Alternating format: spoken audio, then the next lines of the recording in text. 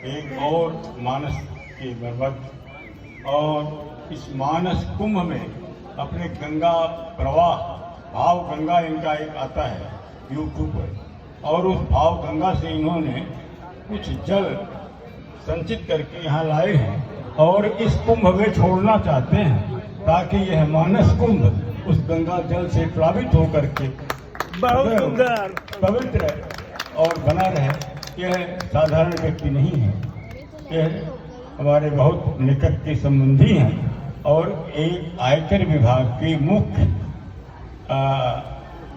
Commissioner आयुक्त मुख्य आयुक्त रहे और निश्चित ही इनके क्रियाकलापों से विभाग गौरवान्वित रहा है। जहाँ भी रहे हैं वहाँ इनकी प्रतिभा का आज भी लोग गुणगान करते हैं और यह स्वतः हिंदी भाव से भी समर्पित हैं और भाव से समर्पित होकर के यह आप भाव गंगा में बह रहे हैं और उस गंगा में गोंद लगा करके जो इनके हाथ में मोती आया है उस जल को भी अपने साथ ला करके इस मानस कुंभ के कुंभ में छोड़ना चाहते हैं। और निश्चित ही यह दर्जनों पुस्तकों की रचयिता है, यह धरती जानती है से चल करके अनुशासित इनकलाब तक पहुंचा है इन्होंने। तो आज इनकलाब भी अनुशासित हो और वह हर व्यक्ति की भावना में भावित हो, ऐसी व्यवस्था इनकी रचनाओं में है। निश्चित ही यह एक नई विधा से इनकी रचना जो है पूरित है और वह हर व्यक्ति के मानस पटल पर बहुत सरल सुबोध सहज भाव में समझ में आती है।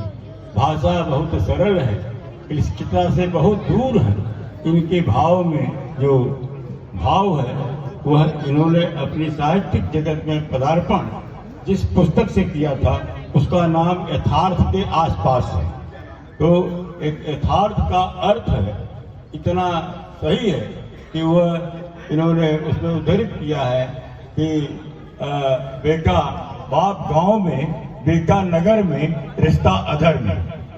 तो ये इनकी पंक्तियां हैं। इतने में एक हाइकू कविता पहले होती थी, उसके ये बहुत सफल प्रणेता हैं और रचयिता भी हैं। इनकी दर्जनों पुस्तकें जो है शासन द्वारा पुरस्कृत हैं। आज रेडियो टेलीविजन पर बराबर इनके कार्यक्रम होते हैं और यूट्यूब चैनल जो है इसमें आपका यह भाव गंगा का 100वां जो है वह पाठ पूरा हो रहा है और उसी भाव से अनुप्राणित होकर के आज यह अपने कुछ जल के कण जो है, पूरा जल तो नहीं लाए हैं लेकिन कुछ बूंदे जो है इस मानस घट में, क्योंकि खाली कम है, अधिक तो विद्यार्थी जी ने भर दिया उसको, तो जितना रिक्त है उस रिक्तता की पूर्ति जो है हमारे माननीय गिरीश जी करेंगे। यह गिर के ईश हैं, स्वयं नारायण हैं, इसलिए मैं आहूत करता हूँ कि वो आकर के अपने भाव को, अपने जल को, अपनी उस प्रेरणा बूंद को उस कुंभ में, मानस कुंभ में भरें ताकि यहाँ के हर मानस में वह प्लावित हो और निश्चित ही उसे एक अच्छी संकेत मिले उसे। और मैं गिरीश जी को आग्रह करता हूँ कि इनका आप लोग इतनी तालियों से करतल ध्वनि करें कि इनका गंगा जल बिना इनके चाहे कुंभ में पहुंच जाए। बहुत सुंदर। एक बटलोई दाल में एक बूंद घी पड़ जाए तो उसकी खुशबू बढ़ जाती है। पवित्र घी की तरफ से आगे नहीं बढ़ने।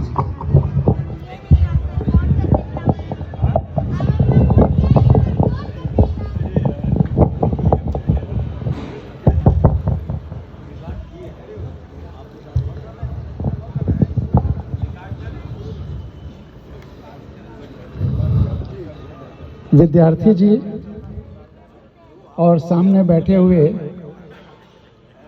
मानस के सुधी श्रोताओं और रूप परिवार के सभी आत्मीय जनों, सबसे पहले रूपनारायण त्रिपाठी जी को वंदन करता हूँ, नमन करता हूँ अपनी तरफ से, आप सबकी तरफ से, और श्रद्धांजलि अर्पित करता हूँ।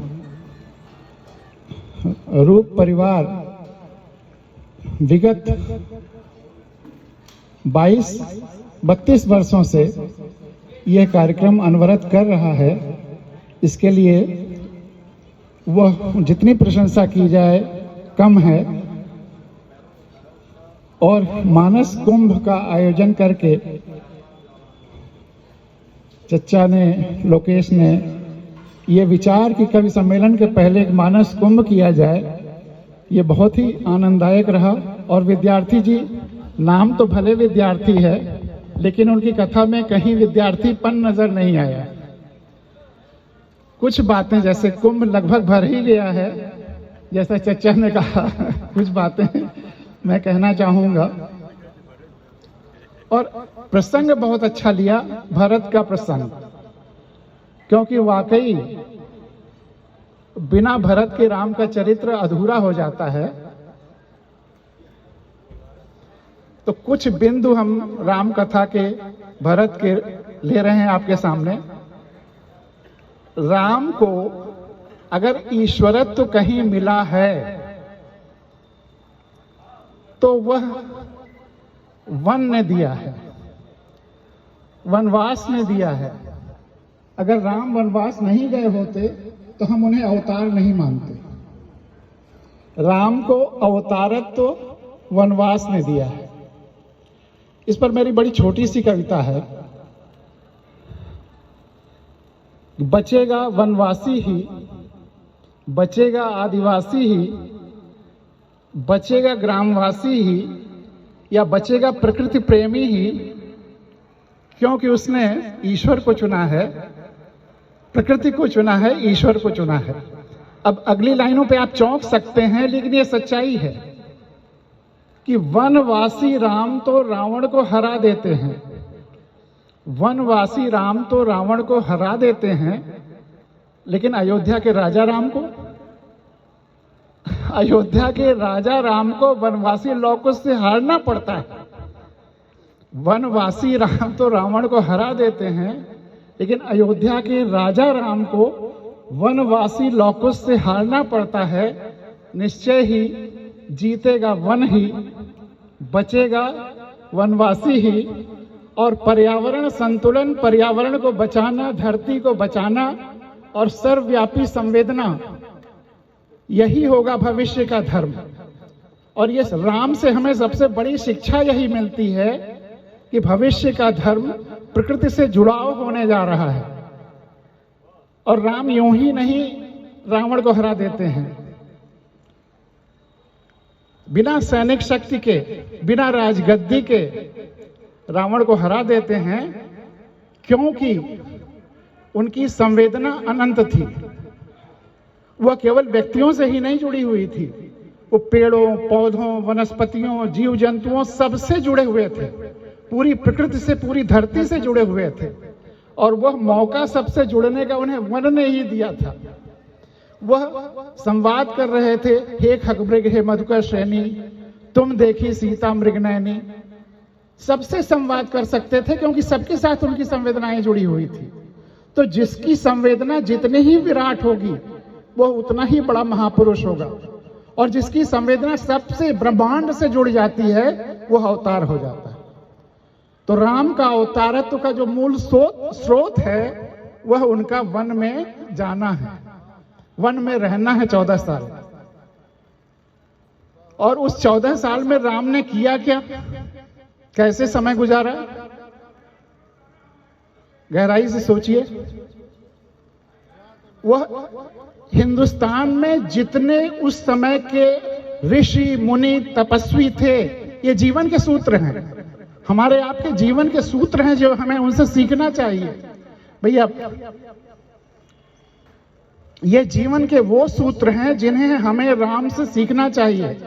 केवल राम भक्त हो जाने से हम राम की तरह नहीं बन सकते, या राम को जब तक हम आचरण में न उतारें, तब तक राम को पढ़ने, समझने, सुनने से कोई फायदा नहीं है। राम का अगर वास्तविक हम पर प्रभाव पड़ता है, हम राम जैसा आचरण करने की कोशिश करते हैं, तब तो इसकी सार्थकता है। राम को आत्मसात करना होगा, राम को हमें अपने अंदर उतारना होगा। और जैसा विद्यार्थी जी ने कहा, राम को जब उतारेंगे तो भरत भी अपने आप उतर आएंगे। दोनों को उतारना होगा। दोनों एक दूसरे से इतने ज्यादा वो साइंस में आर्किमिडीज, वो उसका हाइजेनबर्ग का अनसर्टेनिटी प्रिंसिपल है कि कौन तरंग है कौन पार्टिकल समझ ही नहीं सकते, कौन राम है कौन भरत आप समझ ही नहीं सकते। तो जब सुनामी आई दक्षिण भारत में, तो कई लोगों ने मुझे फोन करके इस कविता के बाद फोन करके कहा, पांडे जी आपकी इस कविता का प्रैक्टिकल डिमॉन्स्ट्रेशन हो गया। जिन क्षेत्रों में सुनामी आई वहां जो टूरिस्ट थे वो खत्म हो गए और जो आदिवासी थे वो बच गए।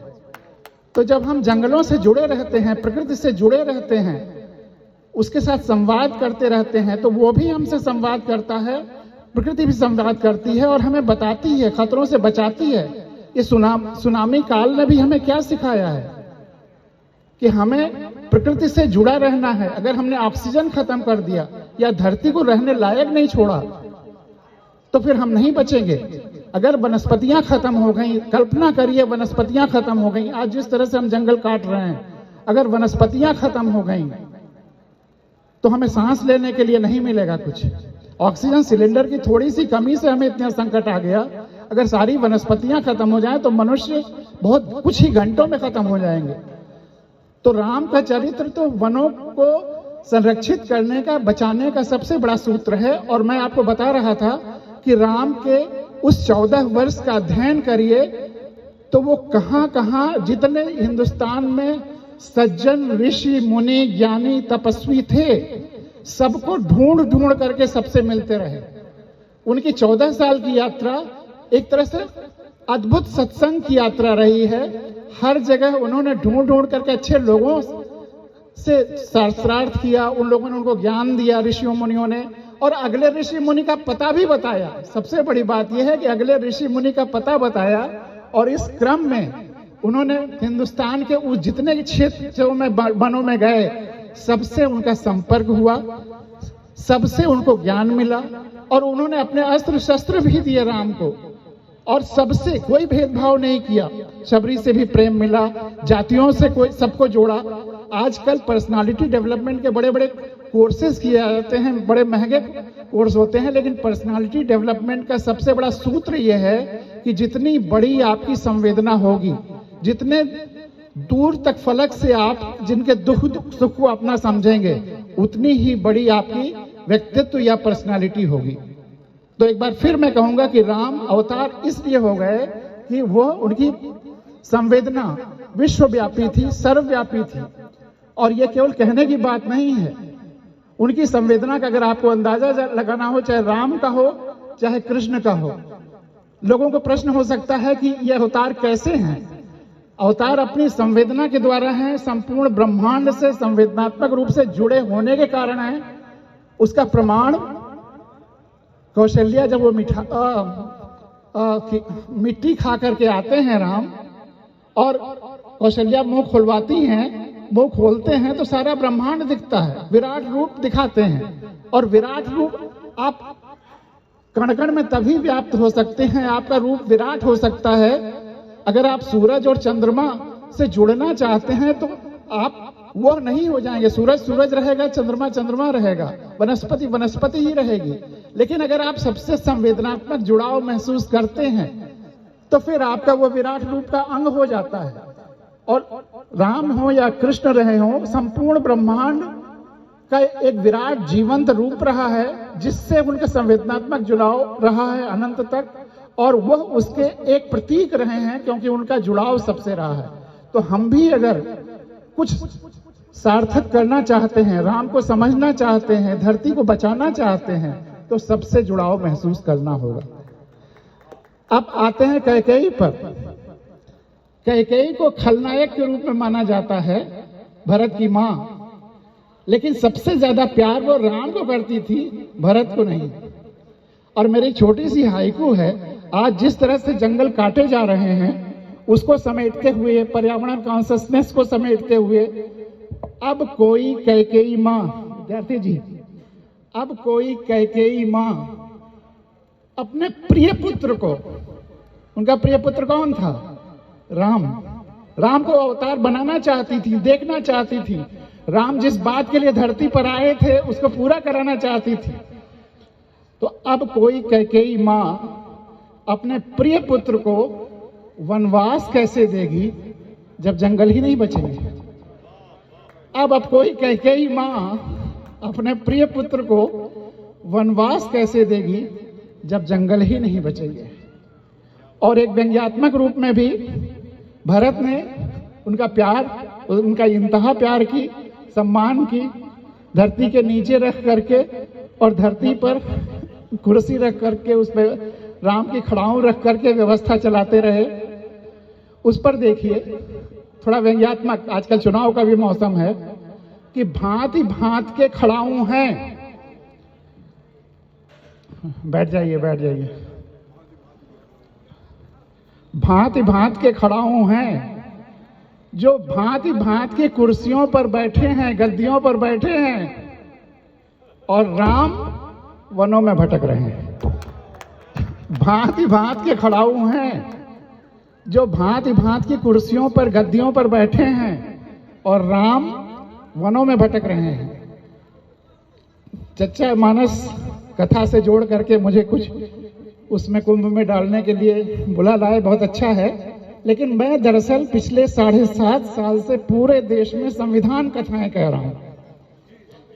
और संविधान कथा क्या है? वह ग्रंथ जो इस देश की, भैया इको नहीं की जरूरत, क्या जरूरत नहीं, कहाँ है माइक वाले, इको नहीं। तो वह ग्रंथ जो सत्ता को ब्रिटिश क्वीन से हम भारत के लोगों तक सौंपता है, देश की जनता को मालिक बनाता है, वह ग्रंथ है भारत का संविधान। लेकिन 1500 से ज्यादा संविधान कथाएं मेरी पिछले देश में 7.5 साल में हुई। इधर कोरोना काल में थोड़ा मंद हो गया था तो ऑनलाइन ज्यादा हुआ। कहीं भी जब मैं सवाल पूछता हूं देश का मालिक कौन है, तो लोग बताते हैं पीएम, सीएम, और अगर और लोकलाइज सोचते हैं तो डीएम तक बोल देते हैं। कहीं ये सुनने को नहीं मिला कि हम भारत के लोग मालिक हैं। मालिक हम भारत के लोग हैं, और बाकी सब जितने हैं सब के सब नौकर हैं, सेवक हैं। चाहे वो कार्यपालिका हो, चाहे विधायिका हो, चाहे न्यायपालिका हो। कोई न्याय की सेवा के लिए है, कोई कार्य की सेवा के लिए है, और कोई हमारा प्रतिनिधि बनकर के हमारी आवाज को विधानसभा या लोकसभा में पहुंचाने की सेवा करने के लिए हो। लेकिन सब सेवक हैं और मालिक जनता है। लेकिन राम के भक्त होते हुए भी, भरत के भक्त होते हुए भी, ये इस देश का दुर्भाग्य है कि इस देश में, भैया प्रखर जी, इस देश का दुर्भाग्य है 262 देश हैं इस दुनिया में। हिंदुस्तान अकेला देश है जहां मालिकों का रास्ता रोक करके इन नौकरों को गुजारा जाता है।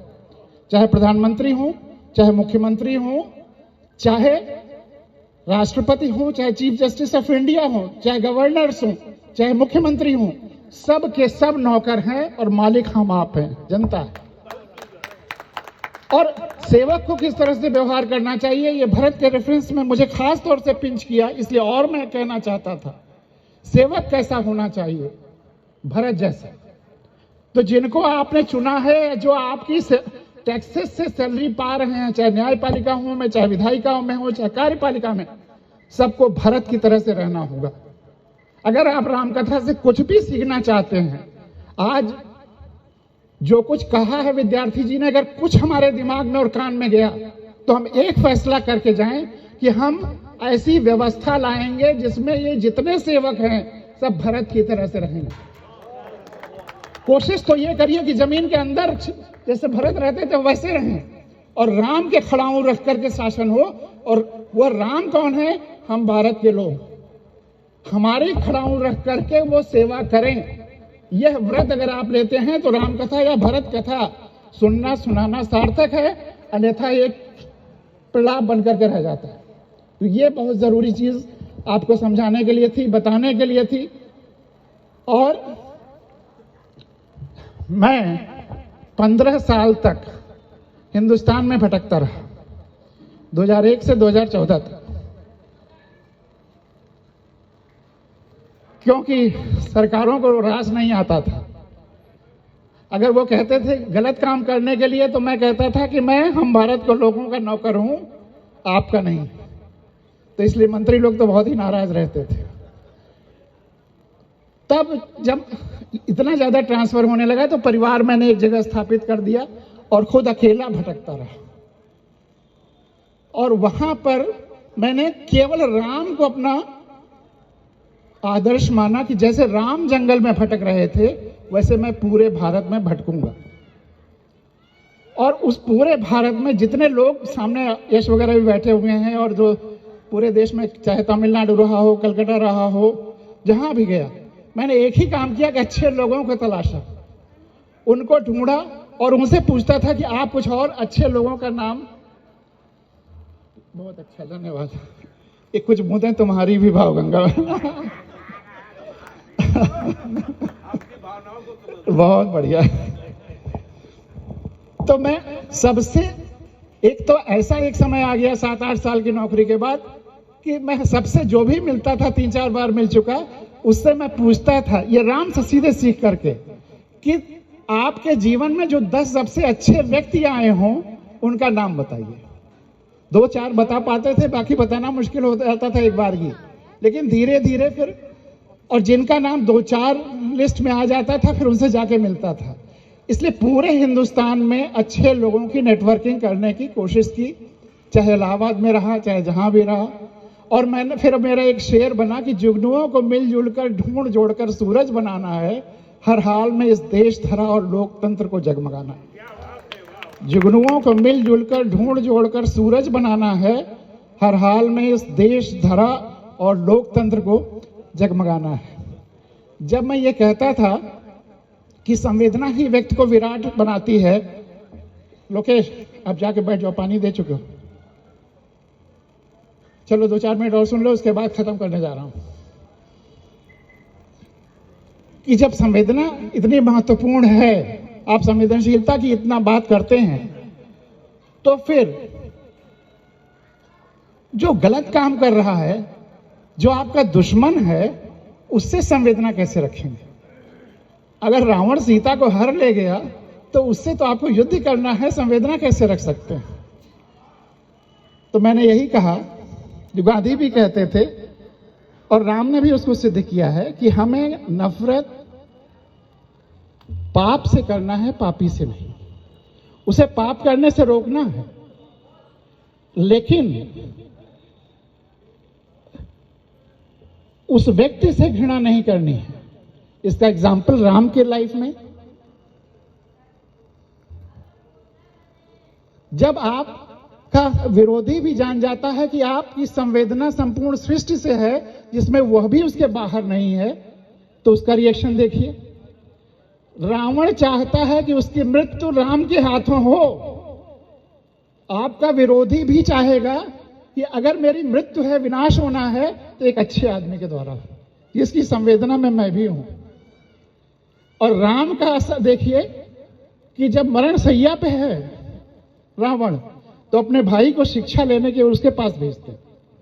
यह अगर आपकी संवेदना विराट है, संपूर्ण सृष्टि से, संपूर्ण ब्रह्मांड से है, तो यह सब घटित होगा। इसका छोटा सा एग्जाम्पल जो मैंने अपनी लाइफ में देखा है, चचा ने कहा कि जहां जहां मैं रहा बहुत लोकप्रिय रहा। शुरुआत में हम लोग छापा मारने भी खूब जाते हैं। मैं जहां जहां छापा मारने गया शुरू के 7-8 सालों में, और पूरी संवेदना के साथ और पूरे नियम के साथ छापा मारा। अगर मैं फिल्म के बड़े बड़े इंडस्ट्रीज के या कहीं किसी के यहाँ छापा डालने घर पे गया हूँ, अथाह धन मिल रहा है, लेकिन अगर मैंने उनके बच्चों को दूध देने में देरी नहीं होने दी, उनके फोन से अगर कोई बीमार पड़ा डॉक्टर्स को बुलवाने में मदद की, किसी महिला को बच्चों को तकलीफ नहीं होने दी, बच्चों को स्कूल जाने दिया, जो कि अनयूजुअल है, तो चलते समय वो उस व्यक्ति ने जरूर मुझसे कहा कि सर वैसे तो छापा अच्छी चीज नहीं है, लेकिन अगर कोई भविष्य में मेरे ऊपर फिर छापा पड़े तो आप ही आइए। ये संवेदना की ताकत है। आप नियम पूर्वक काम कर रहे हैं, लेकिन फिर भी अगर आप में संवेदना है तो ये होता है। और एक छोटी सी चीज, राम जब राजगद्दी पर बैठ जाते हैं और अपने सारे राज्य के लोगों को बुला करके उनसे बातचीत करते हैं। तो कुछ चौपाइयां मैं आपके सामने रखना चाहता हूं जो हैं तो राजतंत्र के, लेकिन चूंकि राम राजतंत्र से बहुत आगे थे, डेमोक्रेसी तक ही नहीं थे, जनतंत्र तक नहीं थे। जो मेरी किताब है जीवोक्रेसी, जहां सारे जीव वनस्पतियों की राय ली जाती है व्यवस्था चलाने के लिए, तो राम पहले जियोक्रेट थे, कह सकते हैं। तो वो क्या कहते हैं वह सुनने लायक है। 3-4 श्लोक, उसके बाद आज मैं अपनी कथा विराम करूंगा। फिर कभी, या आपको अगर और डिटेल में कभी सुनना हो तो मेरे हम भारत के लोग यूट्यूब में श्रृंखला है जिसके 100 एपिसोड हैं 1.5 घंटे के, और भावगंगा का 97वां 98वां तक पहुंच गया है, वहां विस्तार में सुनिएगा। लेकिन आज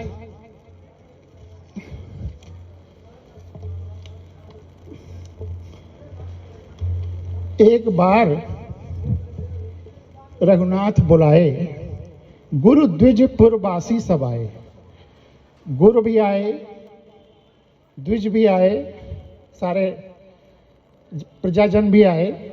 बैठे गुरुमन अर द्विज सज्जन, बोले बचन भगत भव भंजन। राम उनसे कह रहे हैं, सुनहु सकल पुरजन मन मम बानी। सभी लोग मेरी बात सुने। भैया बैठ जाइए, पीछे जो लोग खड़े हैं बैठ जाइए। हम तो मानते हैं कि रामचरितमानस के ये जो 3-4 दोहे हैं, सॉरी चौपाइयां हैं, वह आज के हमारे लोकतंत्र के लिए अमृत है। तो इसलिए ध्यान से सुनिए। भैया बैठ जाइए, सब लोग बैठ जाइए। 1-2 मिनट हम वेट कर लेंगे, आप लोग बैठ जाइए। सुनो, ये राम कह रहे हैं अपने प्रजाजनों से, गुरुओं से। सभा बन रही है जब वो अयोध्या में राजा बन करके आए। सुनहु सकल पुरजन मम बानी, कहूं न कछु ममता उरानी। हम आपसे बिल्कुल निष्पक्ष होकर के, किसी के प्रति कोई ममता बिना रखे हुए या सबसे ममता रखते हुए, सुनहु सकल पुरजन मम बानी, कहूं न कछु ममता उरानी, नहीं अनीत न कछु प्रभुताई। हमारे इस व्यवस्था में कोई अनीति नहीं होना चाहिए और कोई प्रभुताई भी नहीं होना चाहिए। प्रभुताई का मतलब क्या है? प्रभुताई का मतलब है किसी एक की डिक्टेटरशिप। लेकिन हमारा संविधान, उसका प्रियम्बल याद करिए कि हम भारत के लोग भारत को एक प्रभुता संपन्न लोकतांत्रिक गणराज्य बना रहे हैं। प्रभुता संपन्न लोकतंत्रात्मक गणराज्य। गणराज्य मतलब जनता का राज्य। संविधान हमें जनता का राज्य बनाता है। और कैसा? लोकतंत्रात्मक। जो व्यवस्था उभरनी है वह लोक से उभरनी है। लोक को चुनना है व्यवस्था। और लोक और जनता में थोड़ा सा अंतर भी है, इसको समझ लेना भी जरूरी है। जो राम ने आगे कहा है, लोक लौकना से बना है, आलोक से बना है। जो जिसकी आंखें खुली होगी उसी का तो लोकेगा। अगर आंखें बंद है तो क्या लोकेगा? वो लोक हो ही नहीं सकता। तो इसीलिए लोक कथा और लोकगीत वही हैं जो खुली आंखों से लोगों ने बनाए हैं, हमारे पुरखों ने। और लोक कथाएं तो ऐसी हैं कि अगर आप उनको गहराई में जान लें तो फिर आप विस्मृत हो जाएंगे। पूरी दुनिया में एक ही लोक कथा फैल गई है। लोगों ने, एक पीढ़ी ने दूसरी पीढ़ी, एक गांव ने दूसरे गांव भेजा है और वहां तक पहुंच गया। तो वैसा है लोकतंत्र बनाया। और साथ में मतलब हम भारत के लोग खुली हुई आंखों से व्यवस्था को चुनेंगे। हर चुनाव में अपनी आंखों से चुनेंगे भरत जैसे सेवक को।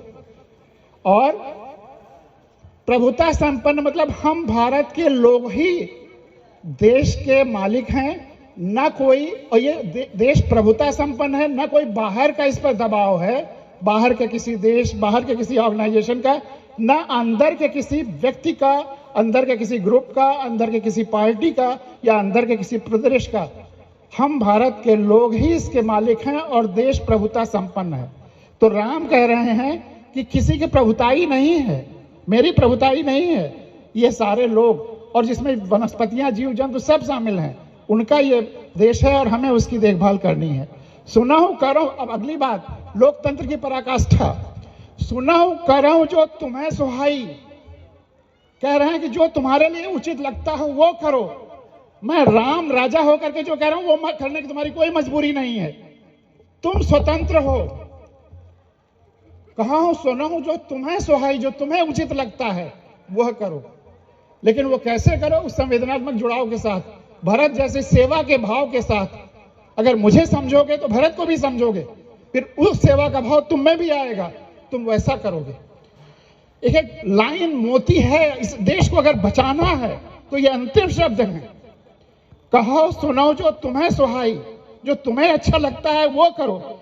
लेकिन सोई सेवक प्रियतम मम सोई, सोई सेवक प्रियतम मम सोई, वही सेवक मुझे प्रिय है।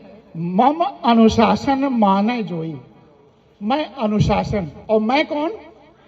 जब कण कण में राम है, तुम्हारे अंदर भी राम है, घट घट में राम है, तो अनुशासन मतलब तुम्हारे अंदर से उभरता हुआ अनुशासन। मम अनुशासन माने कोई। और जहां तक मेरी बात है उसको अगले लाइन में और साफ कर दिया। अगर किसी को डर हो कि अनुशासन का मतलब डिक्टेटरशिप है, जो राम कहेंगे वही होगा, क्या गजब की लाइन है, मैं इमेजिन नहीं कर सकता, आप भी इमेजिन नहीं कर सकते। इतनी बार आपने रामचरितमानस पढ़ा होगा, लेकिन अगली लाइन सुनकर के आप दंग रह जाएंगे। जो अनीति कछु भाखा भाई, अगर मुझसे कभी कोई गलती भी हो जाए, कुछ गलत भी बोल दूं, कि कुछ काम मुझसे गलत हो जाए, मेरे मुख से या इंद्रियों से कुछ गलत हो जाए, तब क्या करना है? जो अनीति कछु भाखो भाई, मनुष्य के रूप में मैं आया हूं आपके सामने, भले ही संवेदना अनंत है। जो अनीति कछु भाखो भाई, तो मोहि, वाह वाह वाह, तो मोहि बरजहु भय बिसराई। तुम्हें डरने की जरूरत नहीं है। अगर मैं कुछ गलत कहता हूं तो कहो कि मैं गलत हूं। आज झूठ का साम्राज्य चल रहा है और कोई बोलने वाला नहीं। और मैं किसी एक व्यक्ति या एक पार्टी की बात नहीं कर रहा हूं। आजादी के बाद 1960 से ही इस देश का इतना ज्यादा ढलान पर सब बुराइयां होती चली। सबसे बड़ा फ्रॉड तो प्रजातंत्र कहा गया। राजा जनता है तो लोकतंत्र है, और प्रजातंत्र कह करके आपने कह दिया कि तुम प्रजा हो और तुम राजा चुनोगे। अगर प्रजातंत्र है तो राजा चुनेगा, यानी कि जो राजा की तरह भौकाल बना करके आए, बड़े काफिलों के साथ आए, माला लाल करके आए, इसी बात माला नहीं। मैं हमेशा कहता हूं, मेरी छोटी सी हाइकू है कि जब मैं पहले मैं जहां पूजा करता था फूल चढ़ाता था, और मैं माला पहनाने का विरोधी हूं। पहले मैं जहां पूजा करता था फूल चढ़ाता था, अब जहां भी फूल देखता हूं, खास करके पेड़ों पर, तो वहीं पूजा करता हूं। पहले जहां पूजा करता था फूल चढ़ाता, राम भी यही करते होंगे, पहले जहां पूजा करता था फूल चढ़ाता था, अब जहां भी फूल देखता हूं पूजा करता हूं। तो राम कह रहे हैं कि अगर मुझसे कभी कोई गलती हो जाए तो तुम्हें डरने की जरूरत नहीं है, तुम खुल करके बताओ। तो अब अगर हम केवल इन चौपाइयों पर ध्यान रखें तो हमारा देश खुशहाल हो जाएगा। और अगर पेड़ों पौधों वनस्पतियों सबका ध्यान रखें, राम का उदाहरण लेकर के, भरत का उदाहरण लेकर के, तो फिर शायद हमारी धरती बच जाएगी। नहीं तो अगर ओजोन थोड़ा सा और बढ़ा तब भी धरती नष्ट हो जाएगी। थोड़ा सा जमीन के अंदर का वाटर लेवल 1-2 फीट नीचे गया तो पूरी धरती रेगिस्तान हो जाएगी, पेड़ों की जड़ें वहां तक नहीं पहुंच पाएंगी। थोड़ा सा और पेड़ काटा तो हम ऑक्सीजन के लिए तरस जाएंगे। इस समय हमें धरती को और प्रकृति को बचाने का समय है, और उसके लिए हमारे अगर आदर्श कोई हो सकते हैं तो राम और भरत ही।